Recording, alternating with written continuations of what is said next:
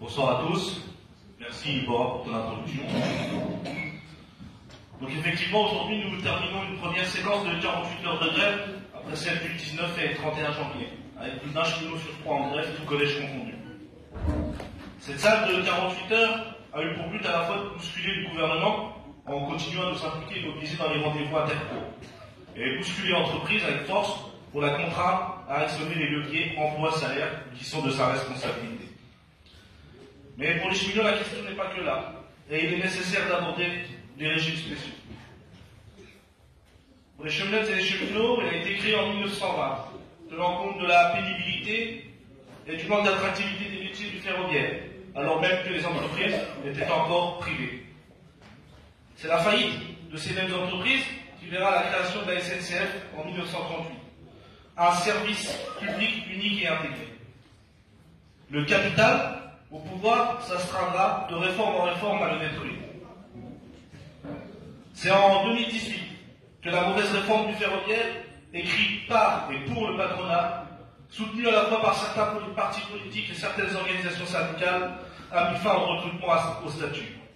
Et par la même occasion, la mort à petit feu de notre régime spécial. D'abord, rappelons que dans les années 2000, le régime était équilibré, suite à la mise en place des 35 heures et des 30 000 emplois qui ont suivi. Ensuite, les politiques d'entreprise ont réduit les embauches, accélérant un déséquilibre entre actifs et retraités. Ce déséquilibre qui est financé aujourd'hui par l'État. Pourquoi il ne faut pas supprimer le régime spécial? Parce que les pensions des retraités, aujourd'hui donc financées par l'État, des retraités cheminots et cheminots, devront quand même être financés. Et c'est les salariés du régime général qui devront le financer à la place de l'État. Au contraire, le retour des embauches à statut permettrait au fil des années de le résorber, car le taux de financement est différent. Et là, je vais l'expliquer. Le taux de cotisation du régime spécial salarial et patronal, c'est 47,94% dans le régime spécial. Au régime général, c'est 15%. Et à titre d'exemple, là, vous avez tous entendu parler de la pénurie de conducteurs, entendu à la SNCF, dans les médias, etc. Aujourd'hui, si on crée 1000 emplois hors statut, c'est 7,31 millions de cotisations. Si on crée 1000 emplois au statut, c'est 23,37 millions.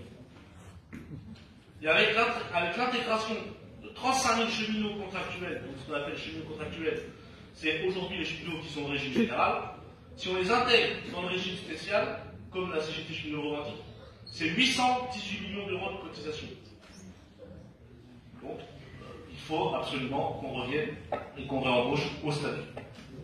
Donc, pour la CGT cheminot, nous continuons à porter la réouverture du régime spécial et son extension à tous les salariés de la branche ferroviaire, avec un retour au départ à 50 et 55 ans. Nous serons donc mobilisés encore le 16 février, et il est nécessaire de durcir le mouvement pour toucher au portefeuille le capital et leur imposer collectivement le partage des richesses. Merci.